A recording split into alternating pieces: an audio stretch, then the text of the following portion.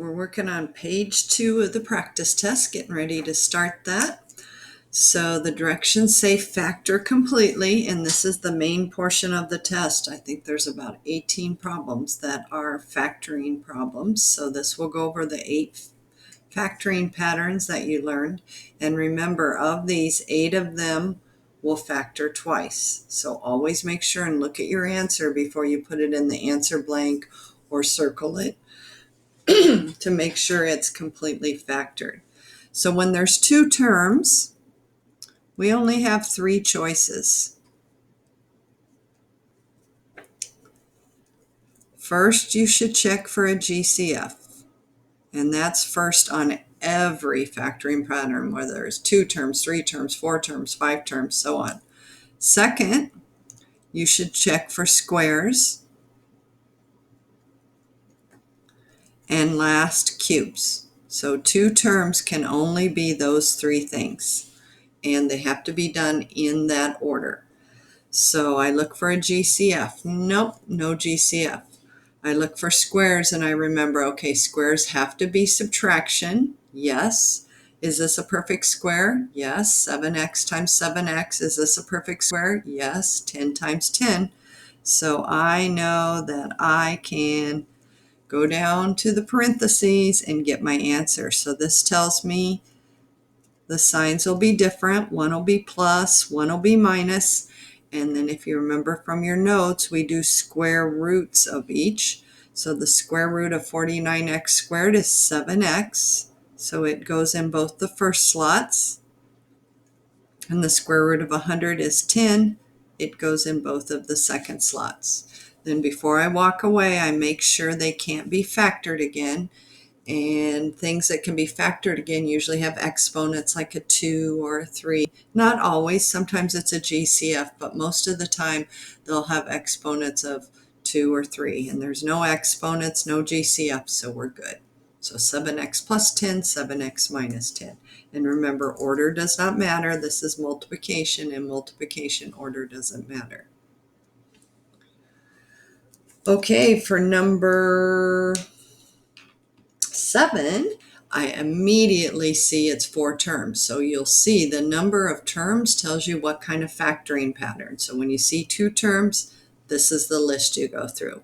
When you see 4 terms, there's only one possibility, and that is grouping. So this is a grouping problem. So with grouping, we do a GCF for the first 2, and I can see that's x squared. So I divide each of these terms by x squared to see what will go inside parentheses. So 3 minus 2 is x to the first on the exponents, minus, here the x squareds cancel, so I get 5. We learned in our videos that that determines the sign of the GCF, so the next GCF is going to be negative.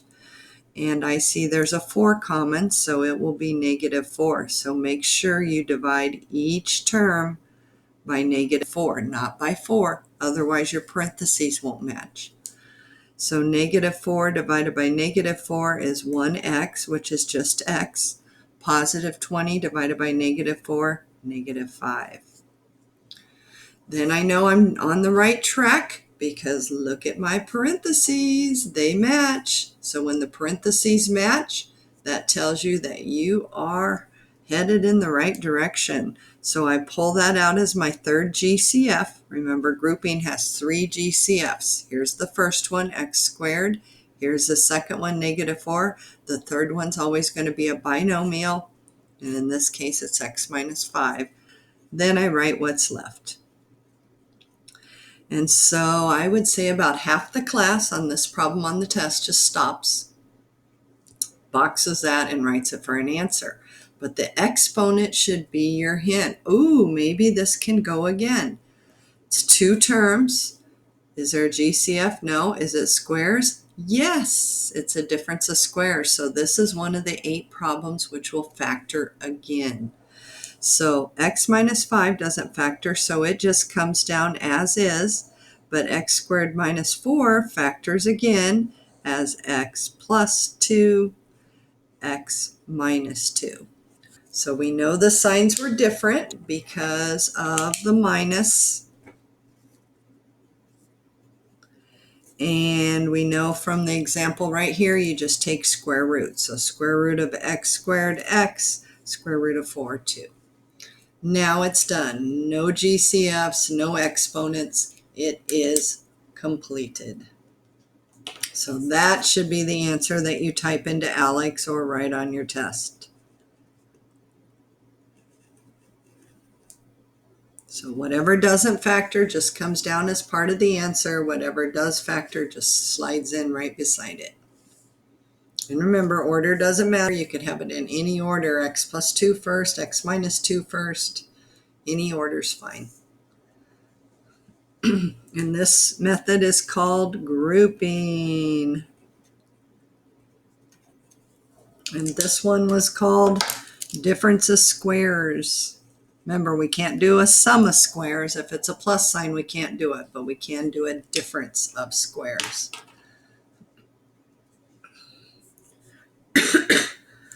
Okay, let me take a drink here. Okay, next we run into the trinomials, 3 trinomials in a row. We only have 2 factoring patterns for trinomials. I call them double bubble or AC. Double bubble means I take out a GCF or the problem just has a 1 in front. This problem doesn't have a GCF and it does not have a 1 in front, so that means this one is AC method. So see this one where there's a 1 in front? This one I know is going to be double bubble because its leading coefficient is 1. This one requires no work. So if the leading coefficient is 1, you can go straight to the answer. If the leading coefficient is not 1 and you can't pull out a GCF and make it 1, then you have to do the AC method, which we learned in the 4-6 notes. So this is A, this is B, this is C. AC means multiply A and C. We get 36. So we're looking for factors of 36, reading backwards, that add to 15. So we start with 1 and 36. No, that doesn't add to 15. 2 and 18. No, that doesn't add to 15. 3 and 12. Ding, ding, ding. There it is. There's our pair. So if you remember from the videos on AC method, you take out this term and replace it with these two, because our goal is to turn it into 4 terms so we can do grouping like we did up there. And that's why I told you grouping was one of our most used methods, because the AC method uses grouping as well.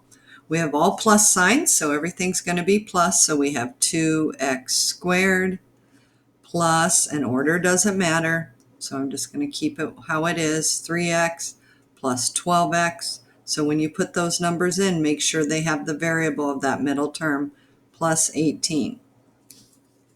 So now we have it stretched into 4 terms, so now we need to group. So these two and these two go together. And it doesn't matter the order, like I said. It could be 12x here and 3x here. You'd still get the same answer, because a lot of students are like, how did you know to put 3x first? Doesn't matter, because in addition, order doesn't matter, so we would get the same answer at the end. And now we follow what we did for number 7, and we do GCF 3 times. So the first GCF is x, so I divide each term by x, and I get 2x plus 3. So 2 minus 1 is 1x, and then here the x's cancel. Then we always bring down this sign. Let's circle it in a different color. So that sign comes down next, and that's going to be the sign of your GCF. So plus, and 12 and 18 are divisible by 6. So we divide each by 6, and we pick the largest number. I know 2 works, I know 3 works, but 6 is the largest. That's why it's called GCF, greatest common factor. So here we get 2x, and here we get plus 3. And this is our happy dance time. 2x plus 3, that's our next GCF. Remember, your parentheses have to match if you've done this method correctly, and they do. So I pull it out as my third GCF. It's a common binomial is what we call it. And then in the second parentheses, I write what's left, x plus 6. No exponents, no GCFs, so that is completely factored. Okay, number 9's one of the easy ones. We love it when they're easy. Why is it easy? Because the leading coefficient is 1. When the leading coefficient is 1, that tells you can go straight to your answer when it's a trinomial. So x squared factors as x and x. This says the signs will be the same. How do I know that? Because the only way to get a positive is by a positive times a positive, or a negative times a negative.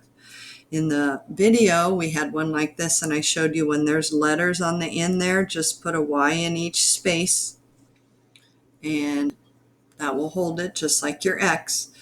And this tells us that both signs will be negative.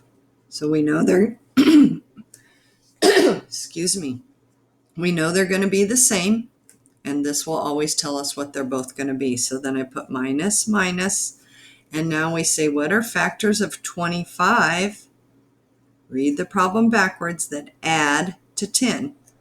5 and 5. So minus 5y, minus 5y. And because the factors match, we learn that those are called a perfect square trinomial. We can also write the answer like this.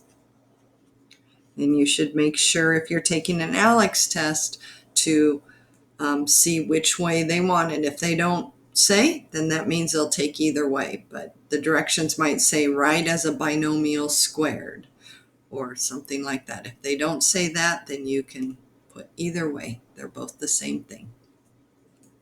So we love trinomials with a 1 in front. They're by far, well, I think difference of squares are pretty easy too, but both of those are in the pretty easy category, I think. Okay, so look at the last sign. That says they'll be the same. That's the only way to get a positive is by multiplying a positive times a positive or a negative times a negative, and then that sign will tell you what they'll both be. Okay, we have another trinomial coming up. So the first thing I notice when I come to this problem is, oh, wait a minute. This has a cubed. Our other problems all had squares. So I should be looking for something specific. That should point out that this is a GCF problem. So the minute you see something that looks weird, that's usually your hint to look for a GCF. And see how there's an X common to all? So I pull the X out in front. And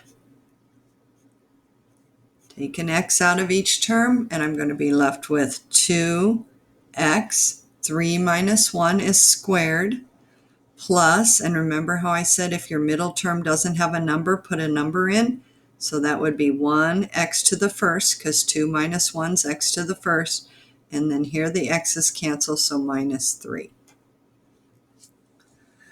So this is another one that is 2 factoring patterns. Remember, there's 8 problems on your test that are 2 factoring patterns. 7 is, 10 is, and another one we're going to see is also 13. But the exponents, the weird exponents, are usually a big hint. Oh, maybe there's going to be a GCF first, then I factor what's left. So now you should notice that 10 looks just like 8. It's the same kind of problem. It has nothing common. It's 3 terms, and the leading term is not 1. So that means our second factoring pattern is going to be AC, because it can't be double bubble because the leading coefficient's not 1. So for AC, we multiply A times C, ignore the signs. So we want factors of 6.